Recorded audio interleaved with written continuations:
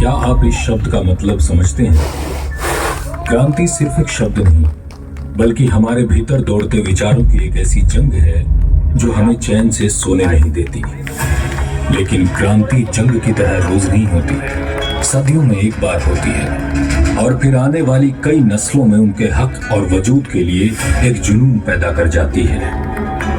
अब एक क्रांति हमने शुरू की है 21वीं सदी में, अपनी पहचान को बचाने की क्रांति। और हमारे देश की पहचान इस देश का शरीर है तो बोलियां इसकी आत्मा है, और यही हमारी पहचान है। लेकिन ऐसा क्यों हमें दुनिया के सामने अपनी ही माँ बोली को बोलने में शर्म आती है? ऐसा क्यों है कि हम कुछ कहना चाहते हैं और कह नहीं पाते, चुप हो जाते हैं? खुद से पूछिए कि क्या ये सही है? नहीं, क्योंकि हम मानते हैं कि हमारा अलग होना ही हमारी पहचान है। हमारी बोली शर्म का नहीं, गर्व का विषय है। और हम ये भी मानते हैं कि इस देश की 19,000 बोलियों को हम फिर से जिंदा करेंगे। तालियां बजती रहे। बहुत बड़ी बात बोल दी ना, हमें भी ऐसा ही लगता है। हमने वो किया है जो अब तक किसी ने नहीं किया। हमने बोलियों को बचाने का वो सबसे नायाब तरीका अपनाया है जिसे सिनेमा कहते हैं, अपनी बोली का सिनेमा। जय हिंद दोस्तों, मैं नरेंद्र शर्मा परवाना ज्ञान ज्योति दर्पण पर आप सबका स्वागत करता हूं। आज हम हरियाणा प्रदेश के जिला पानीपत का ये खंडारी गांव है। यहाँ पर संस्कृति पब्लिक विद्यालय के अंदर हमारे हिंदुस्तान के क्या पूरे विश्व के शाइनिंग स्टार नीरज चोपड़ा यहाँ अब होगा बोली का बोल भाला। ये नौजवान यहाँ पर हरियाणवी बोली को, राजस्थानी बोली को प्रमोट करने के लिए पहुँचे हैं और बहुत ही खूबसूरत तरीके से इन्होंने अपने अंदाज में हरियाणवी भाषा को, हरियाणवी बोली को प्रमोट किया है। सबने नमस्ते, राम राम। सबसे पहले तो बहुत बढ़िया लगा कि आप सब यार पहुंचे। थोड़ी थोड़ी हरियाणवी मिक्स रखूंगा, सारे इधर उधर तक आ रहे हैं। तो सबसे पहले तो मीडिया का और आप सभी का धन्यवाद। आप सभी पहुंचे, बहुत बढ़िया लगा। मैं ऐसा काम में आकर सबसे मिलकर, और आज इकट्ठे होने का ये है कि एक खास बात खातर बुलाया है। अपनी बोली और बोली का महत्व बताना है कि कितना ज़्यादा है हमारी लाइफ में। सबसे बड़ी क्या दिक्कत है कि कॉन्फिडेंस की दिक्कत रहा हम गांव से निकले हैं, सिंपल हमारी कल्चर से निकले हैं। हमारे कड़ी ना कड़ी मन में यह बात हो है कि यार हम इतने उस पर नहीं है, मतलब इतने सफल नहीं है और लोगों की डालियाँ कहीं ना कहीं बोली की वजह से हम पीछे रह जाए हैं। इतना कॉन्फिडेंस नहीं रह पाता। लोग बात कर रहे हैं खुल के, हम उनके बीच में बोल नहीं पाते। तो पहले तो मैं बताना चाहूँगा कि अपना अंदर का डर खत्म करो। बहुत सारे ऐसे एग्जाम्पल हमारे आगे कि जो गांव से निकले हैं, उन्हें बड़ी बड़ी जगह पे, बड़े बड़े स्टेजा पे अपने आप को उस काबिल बनाया है और अपने आप को एक एग्जाम्पल के तौर पे वहाँ दिखाया कि हम कुछ भी कर सकते हैं। दूसरी बात कि आपका काम अच्छा हो तो लोग आपके सबटाइटल में भी आपको देखेंगे। ऐसे भी बहुत सारे एग्जाम्पल हैं। जैसे मैसी का एग्जाम्पल ले लो। मैसी बहुत ज़बरदस्त खिलाड़ी हैं इस दुनिया में।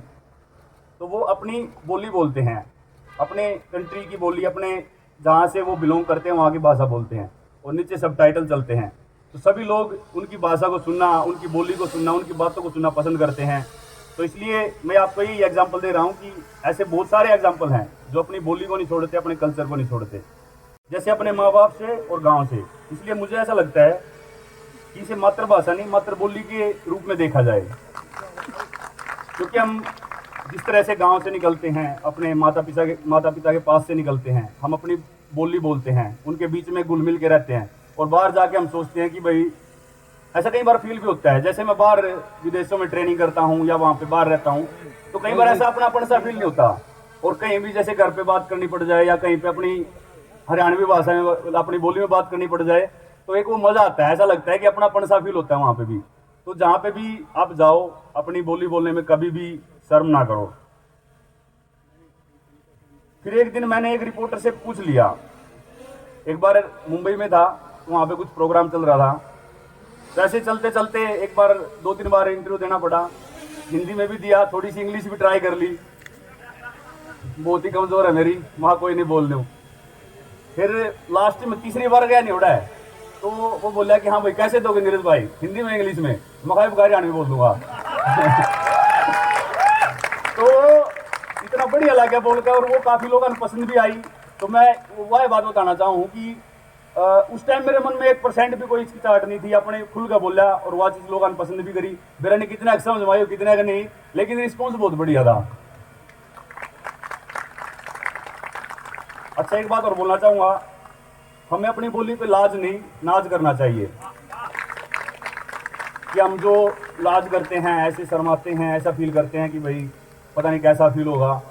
हम कुछ भी काम करें, कहीं भी जाएं, खुल के बोलो, कॉन्फिडेंस से बोलो, उसका एक अपना अलग ही ऑरा होता है। आप अपने काम को आप कॉन्फिडेंस से करोगे ना, चाहे छोटा सा काम है, कॉन्फिडेंस से करो, खुल के करो, अपने ऊपर पर कॉन्फिडेंस करके, तो लोगों को पसंद आएगा ही आएगा। तो अपनी बोली पे लाज नहीं नाज करो। बात है, जिसको जरूरत होगी ना हमारी बातों को सुनने की या समझने की, वो डिक्शनरी लेके उसको समझेगा और पढ़ेगा।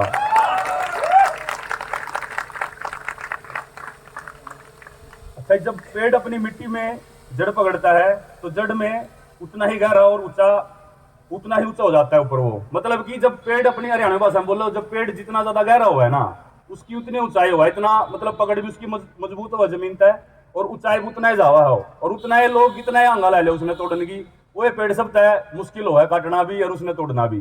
तो मैं यह बात कहना चाहूँ कि अगर हम अपने रूट से जुड़े रहे हैं, इसे भी कड़े एग्जाम्पल हैं कि अपने रूट से भी जुड़े रहे, अपने गांव की मिट्टी में भी रहे, गांव के लोग मिलजुल कर रहे, और बाहर भी उन्हें दुम बैठाए हैं। तो कुछ भी कर सके हैं, अपनी जमीन से जुड़ के अपने रूट से जुड़े रहो, अपने जो बड़े हैं बुजुर्ग हैं उनका हमेशा आशीर्वाद लेते रहो, अपने माता पिता का आशीर्वाद लो, अपने गाँव का हमेशा जुड़े रहो। आज मना इतना बढ़िया लग रहा है अपने गाँव वाले के बीच में बैठे का हमेशा मिलते रहो, लेकिन आज सारे इकट्ठे बैठे हैं तो मतलब बहुत बढ़िया लग रहा है। गांव का ये भाईचारा देख के आपस में, एक दो हरियाणा की जो कल्चर है, हरियाणा की संस्कृति है, उन्हें ये भाईचारा सिखाया मारता है, तो बहुत बढ़िया लगा। मैं आप सब ने देख कर मजा आ रहा है। तो बोलिया खोई नहीं है, सोई हुई है, मतलब खोई नहीं है। कहीं ना कहीं लोग ये सोचते हैं कि भाई दूसरी लैंग्वेज को पहले सिखा दें।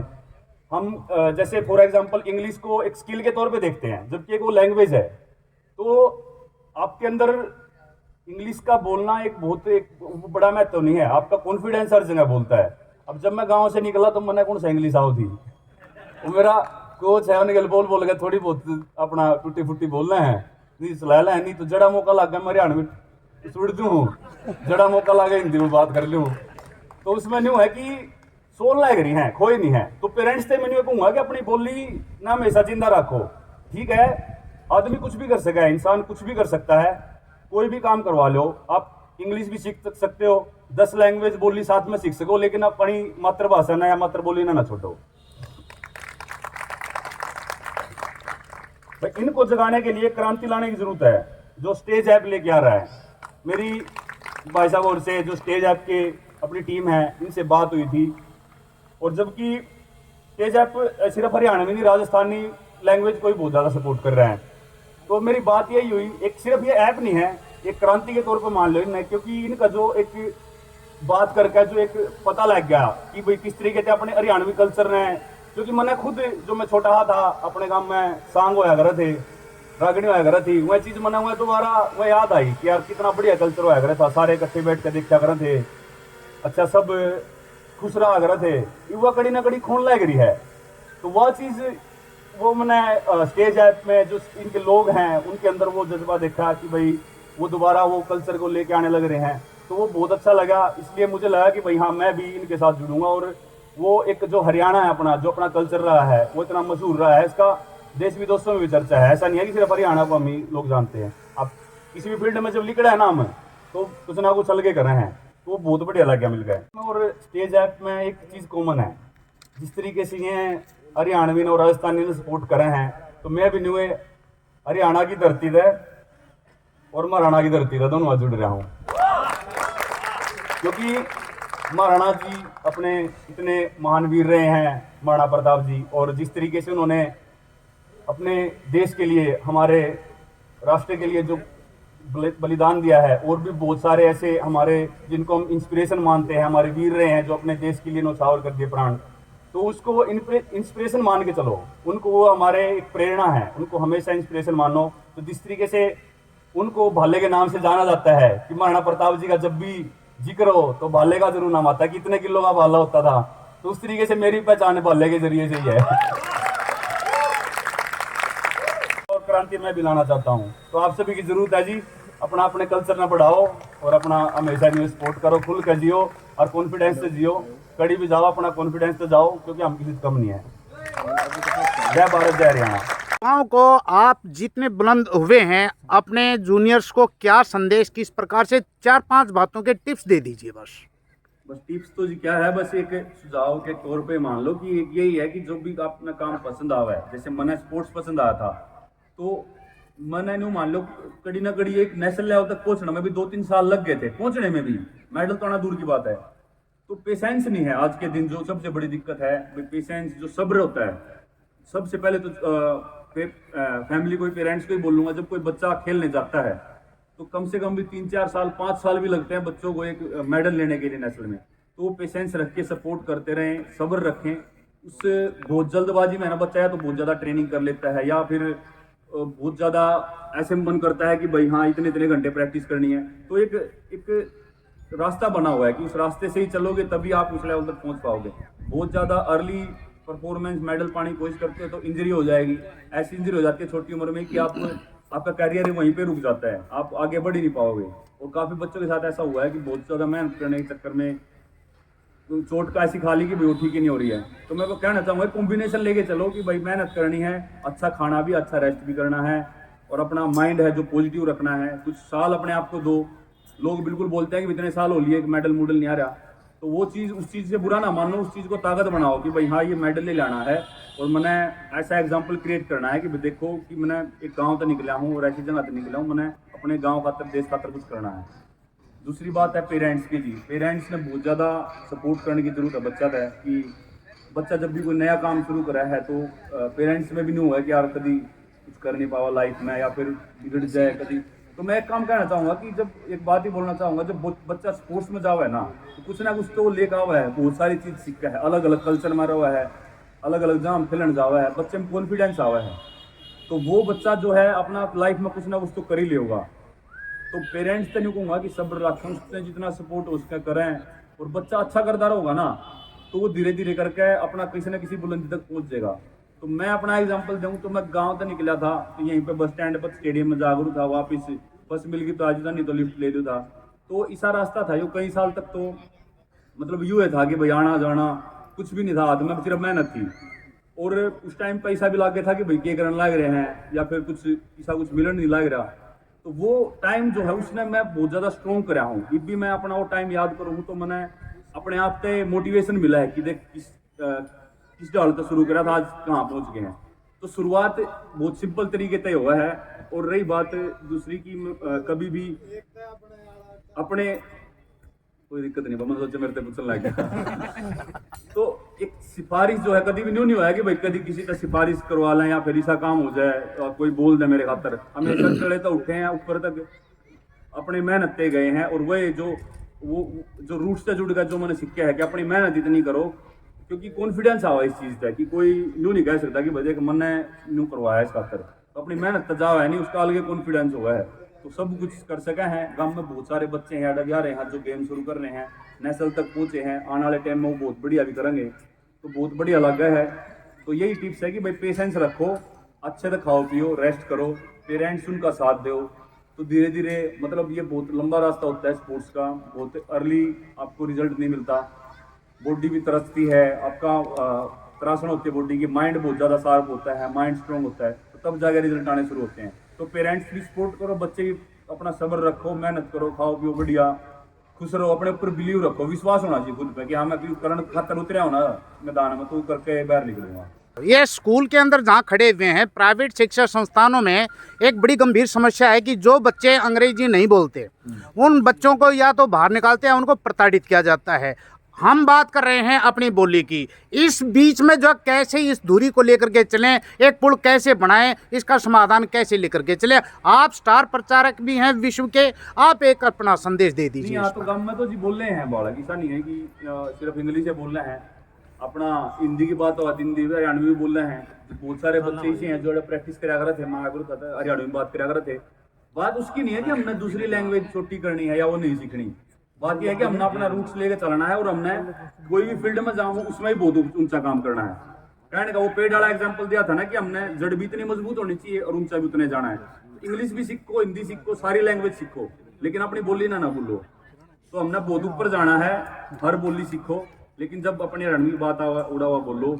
स्कूल की बात है भाई, स्कूल में क्लास में बैठे, इंग्लिश की क्लास है तो इंग्लिश ही बोल रही है उड़ा हरियाणवी बोलना कोई फायदा नहीं। तो हर चीज का एक टाइम हुआ है, सही समय हुआ है, तो वह चीज बहुत जरूरी है। स्कूल में धीरे धीरे चेंज होने लग रही है, बिल्कुल पता है, लेकिन हाँ यह चीज भी चेंज होगी।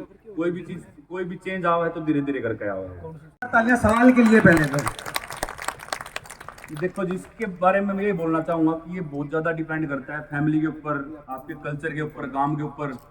और जो कि एक हरियाणवी बोली की बात हो रही है, तो जो बोली है और जो मैं जब भी गांव में आऊँ हूँ, मैं जब भी गांव में आऊँ तो मैं कोशिश करूँ हूँ कि मैं हमेशा अपने बुजुर्ग हैं, जो दादा हैं, जो बैठे रहो हैं, ओका पी में हैं, बैठा होगा बैठ कर उनके बीच में बैठे हैं। पहले भी जब ये ताश खेला कर रहे थे, जब बैठे रहा करते थे, इनके बीच में बैठा कर रहे थे, जो जमीन से जुड़ी है, बात कर रहे हैं, गांव के बारे में बात बतावा है, और किस तरीके का एक साधारण जीवन होता था हरियाणवी लोगों का और जो गांव के लोगों का, वो चीज़ मैंने पता है। और मैं बिल्कुल मैं यहीं पे हर काम कराया है, भैंस डांगरा का काम भी करा, खेत का काम भी करा, उस जगह तक निकल के यहाँ तक वहाँ तक पहुँचा हूँ मेहनत करके। तो जब भी मैं जो अपनापन जो फील हुआ है ना, वो गांव में आकर वो अपना काम करके हुआ है। इसलिए मैंने कड़ी ना कड़ी लगा है कि हम जमीन से जुड़े रह गए, अपने रूट्स ने ना भूल के भी हम बहुत ज़्यादा बुलंदी छू सके हैं। और यही मैं बार बार बोलना चाहता हूँ कि भाई अपने कल्चर को, अपने रूट्स को मत भूलो।